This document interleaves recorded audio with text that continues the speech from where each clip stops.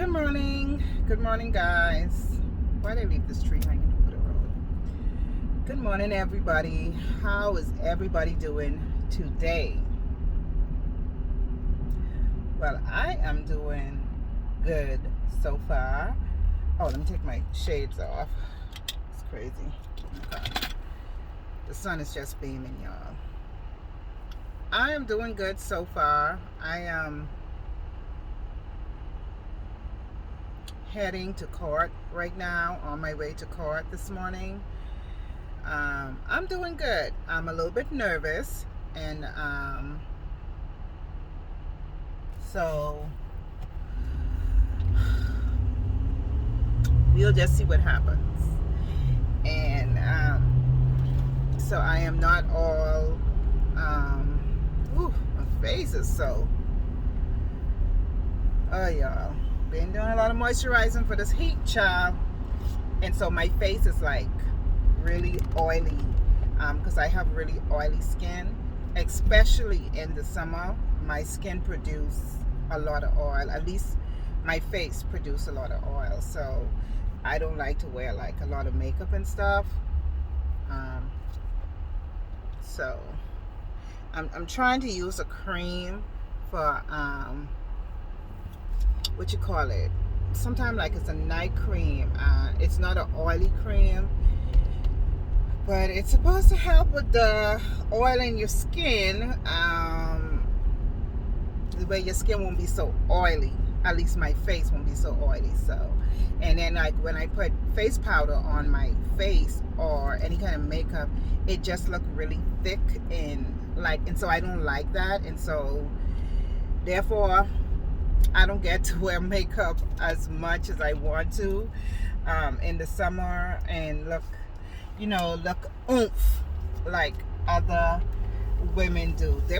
Oh Lord, let me tell you, their makeup be on point. And so I know there is makeup out there that would help with your face not looking so mucky because you have oily skin, but I'm just not taking the time to go and look for any, to be honest with you. Yeah. So anyhow, I'm going to court this morning on my way, and a little bit nervous.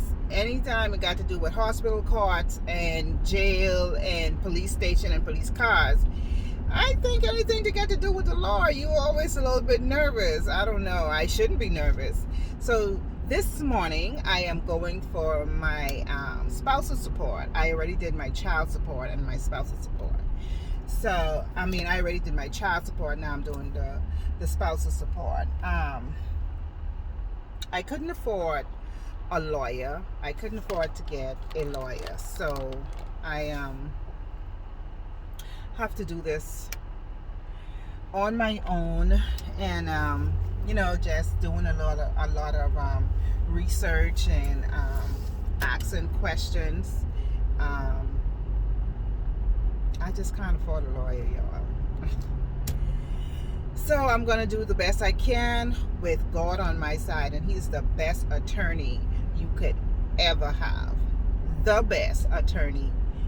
So yeah, I'm going to do that, and I have about 20 minutes. So I'm taking my time to drive there, and I'm trying to get there as best as I can. So what I really want to say is, divorce, me too. So you go into a separation, you might get a divorce, you might not get a divorce. And now you got to think about all the stuff that comes with the separation or the divorce. For those who's not working, for those who's working, independent living and all this other stuff. It can get very hard. Sometimes it's very discouraging. Sometimes it's very disappointing. And sometimes it's I get angry, I get mad, I get sad, I get disappointed, I get frustrated, You know, I even go into anxiety sometimes. The anxiety mode just hit me. I get depressed, you know, because a lot of times, you know, you find yourself in a space where you don't want to be. You know what I'm saying? Like, you just don't want to be in that particular space where it's dark, or where something is happening. You just do not know what the outcome is going to be. When it's like that, I, pray about it. I don't know if a lot of people who watch my videos, if they know God, if you don't know God. But if you don't know God, let me tell you, they have this thing called the Bible. You open it and you read it, and that is where you would find God, and you would find restoration, and you would find peace, and you would find hope, and you would find encouragement, you would find blessings. And in all of that, going through a situation like this, you would hear God say, I got you, don't worry about it. You know, so many times God tell me he has me. I mustn't worry about it. Why worry about these things? Because I am going to take care of you. And to be honest, yes, I still do worry. I am still concerned about my future, and I shouldn't be, right? My future already planned. It's already ended. When I mean ended, that means God already mapped out what all it is for my future. Everything is like secure. Like, he already knows what the end of my future is going to be. He already did it. So why am I sitting worrying? Because I don't know. When you cannot see what the end of a suspenseful movie is going to be like, you sit and you worry, like, what's really going to happen? Are they really going to get away with it? Are they really going to do this? And is this how it really going to end? And then you just don't know. You don't know how the end is going to be. So it is scary, and it makes you disappointed, and it makes you have an anxiety within yourself. But just know, the will of God is already constructed for our life. We already have the victory. So this is not easy also, but I am going to pat myself on the shoulder, yes, and I am going to say, Tina, you have come a long way. Y'all, let me tell you, I have come a long way. I think I remember the first time I was going to court to put my kid's father on child support. I was on my all-time anxiety height. Like, I went in the bathroom, I threw up, I was crying, I was bawling, I couldn't breathe, my chest was getting tight. I was going through a big destruction in my life. It was huge, y'all. It was huge. It was nothing I expected for my life. But you know who expected it? God expected it. You know why God expected it? Because he already knew what was going to happen from beginning to end. He expected it. Now I just gotta get back on his track and I gotta walk in his favor, and I gotta hold his hand and let him lead me out of this. And in leading me out of this, I have to be able to trust God. Y'all, we got to be able to trust God in anything. The enemy is not God. The enemy is not knowing. The enemy is the devil putting thoughts in your head. That's what the enemy is. You hear those thoughts saying, oh, you're not going to make it. This is not going to be good for you. You're not going to win. Things will be bad for you. You're not going to end up with anything. That is the enemy planting stuff in your head. And the more you sit and you think on those things, and you let those things keep resonating in your mind, and then you start feeling yourself get down and depressed, and you're thinking about it, and you go into a panic mode, you're giving the devil the upper hand. You saying, okay, devil, I hear you. You're right. Maybe I don't deserve this. Maybe it won't work out. Maybe this and maybe that. But God said, Jesus said, I have overcome it all. He has already overcome it all for us, y'all. He has. And it is wonderful.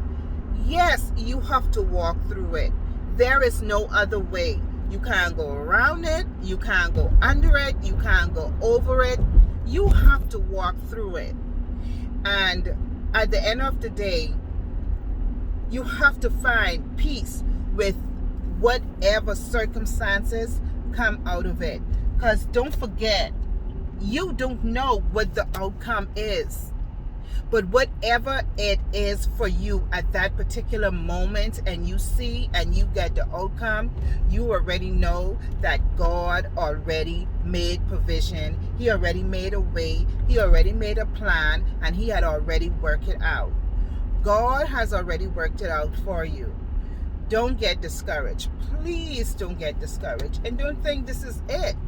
This is not it. For every end, there's a beginning. As long as you are still living, for every end, there is a beginning. So know that there is a beginning for you in your life, and God is there for you. He said he will never leave you, and he will never forsake you. And you better believe that. God is looking out for you. No matter what the circumstances is, no matter what the situation is, God is looking out for you. He is always going to look out for you. You just need to make sure you look out for God. And when I mean by you look out for God, I mean to say that you take the time to put God in your life, and you make sure that he has that space in your heart. That is how you looking out for God.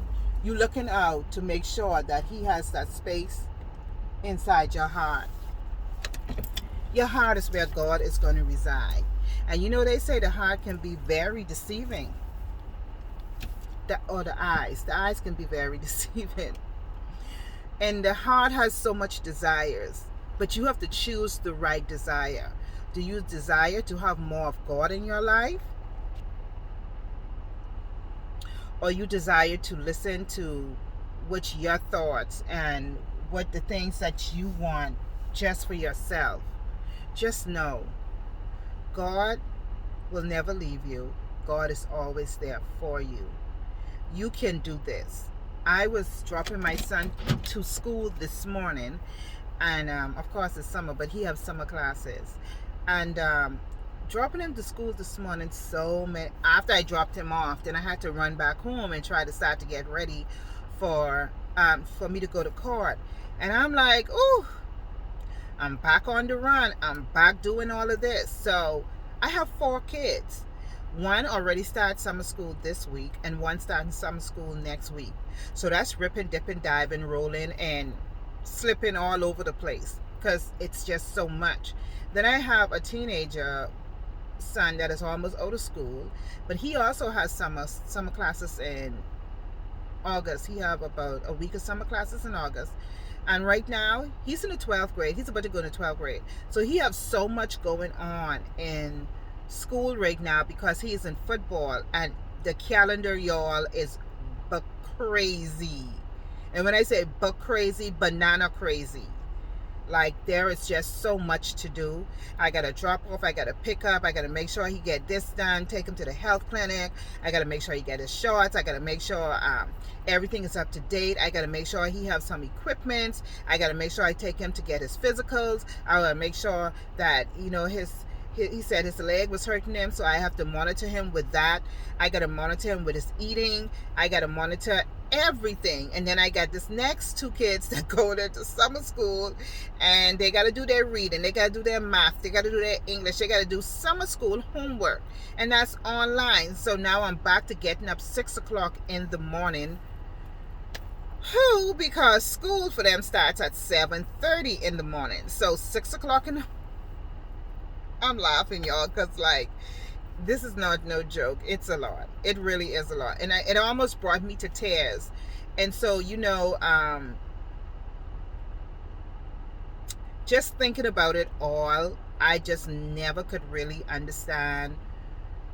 And I started talking to myself. I said, you know what, Tina, you told your daughter that you were strong and that you can do this, because she sat there, she was like, Mommy, I am so sorry.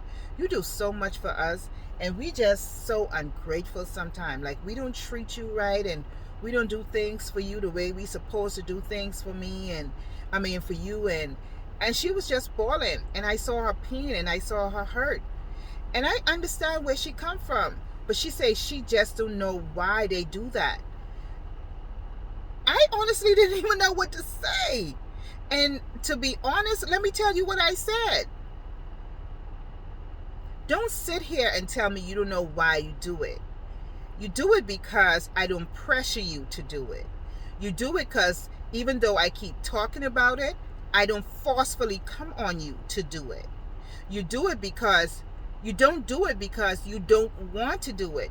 But if you put down the phone, if you put down the devices, you will get it done. And you would say, I'm doing this to help Mommy, to help us, for it to be better.